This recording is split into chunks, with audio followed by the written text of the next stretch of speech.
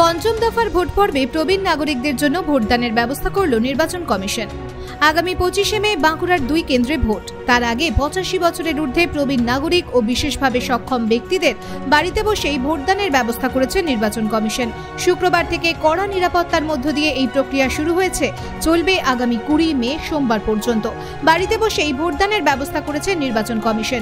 এদিন সকালে বিষ্ণুপুর লোকসভা এলাকার বাঁকুড়া 2 নম্বর ব্লকের বিকনা গ্রাম পঞ্চায়েত এলাকার আগে থেকে 12D ফর্ম পূরণ করে জমা দেওয়া 85 বছরের ঊর্ধ্বে প্রবীণ নাগরিক ও বিশেষভাবে সক্ষম ব্যক্তিদেরকে বাড়িতে বাড়িতে পৌঁছে যাচ্ছেন দায়িত্বপ্রাপ্ত ভোট কর্মীরা।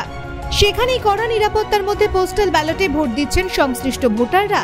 নির্বাচন কমিশনের এই উদ্যোগকে সাধুবাদ জানিয়েছেন সংশ্লিষ্ট ভোটার থেকে তাদের পরিবারের লোকজনেরা। সুষ্ঠু ও শান্তি শৃঙ্খলার মধ্যে ভোটদান চলবে বলেই তারা জানিয়েছেন। আমি হ্যান্ডিক্যাপ, ওই জন্য বাড়িতে এসে ভোট দিলাম। কেমন লাগছে আজকে ভোটদান করতে পারলে? খুব ভালো লাগছে। সেখানে তো বুথে গিয়ে কতটা সমস্যার সম্মুখীন হতে হতো বুথে ভোট দিতে গেলে? এত লাইনে দাঁড়াতে পারবো না বলে ঘরে এসে ভোট দিলাম। কি বলবেন নির্বাচন কমিশনের উদ্যোগ? যে আমি হ্যান্ডিক্যাপটা, ওই জন্য বাড়িতে ভোট দিয়েছি। ভালো লাগছে? ভালো লাগছে? হ্যাঁ, খুব ভালো লাগছে। আমি ধন্যবাদ, অসংখ্য ধন্যবাদ জানাই। বাড়িতে এসে দাদু যেভাবে ভোট নিয়ে গেলেন, এটা সত্যি অকল্পনীয় এবং অর্থনৈতিক বিদ্রোহের জন্য এই উদ্যোগকে অত্যন্ত সাধুবাদ জানাই। প্রত্যেকে যে সমস্ত উদ্যোগ নিয়েছে এবং বিডিও অফিসের যে সমস্ত কর্মীরা রয়েছেন, এদের সকলকে জানাই আন্তরিক শুভেচ্ছা, অভিনন্দন। এবং এই সমস্ত বয়স্ক মানুষদের জন্য এই প্রচেষ্টা যেন অনবরত চলতে থাকে, এটাই চাইব নির্বাচন কমিশনের কাছে। খুব সুষ্ঠু উদ্যোগ এবং বয়স্ক মানুষদের জন্য এরকম উদ্যোগ যেন আরো বিস্তৃতভাবে চলতে থাকে। বুথে গেলে কতটা সমস্যার সম্মুখীন হতে হতো? বুথে গেলে অনেক রকমের সমস্যা হয়, যেতেই পারতো না, নিয়ে যাওয়াটা অনেকটা সমস্যা হয়, অসুবিধা হয়, চলতে পারে না খুব ভালো করে।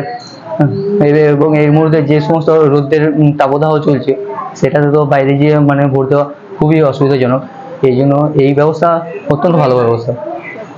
ভালো একটা ব্যবস্থা আরও হয়েছে আর কি জানাবেন নির্বাচন কমিশনকে এই উদ্যোগের জন্য? আমি ধন্যবাদ জানাবো।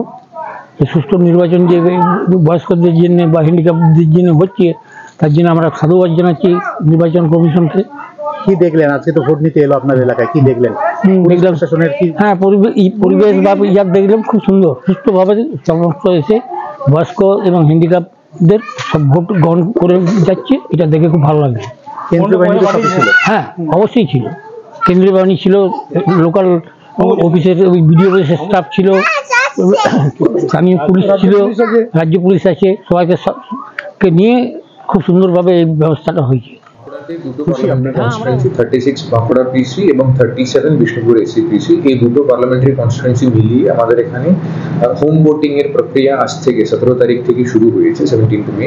এটা 21 মে অবধি চলবে। 5 দিন আমরা প্ল্যান করেছি। এখানে আমরা যারা এলিজিবল আছে, absentee voter, person with disability, absentee voter, senior citizen যারা 85 এজের উপরে আছে, আর যারা 40% বেঞ্চমার্ক ডিসেবিলিটি এভাব আছে, তাদেরকে এই সুবিধাটা দেওয়া হচ্ছে। এরা অলরেডি আমরা নোটিফিকেশনের সময় থেকে 4 দিনের মধ্যে এদের কাছে ফর্ম 12D দিয়ে ওদের সম্মতিটা নিয়েছিলাম, কনসেন্ট নিয়েছিলাম। তার মধ্যে 12,000 জন অপ্ট করেছে কি ওরা হোম ভোটিং থ্রু ভোট দেবে। সেটার জন্য সব ব্লকে আজ থেকে সকালে 8টা থেকে শুরু হয়েছে। 12,000 এই আমরা যে 5 দিনের জন্য প্ল্যানিং করেছিলাম, প্রত্যেক দিন প্রায় 200 টিম আমার ফিল্ডে যাচ্ছে, বাড়িতে গিয়ে ভোটিং করিয়ে আনবে। ভোট দিলেন হ্যাঁ না বলুন? ভোট দিলে কালা শুনতেও পাইনি, কানা কালা হয়ে গেছে, ঢের বয়স হয়ে গেছে তো। Bureau report BN1 Bangla.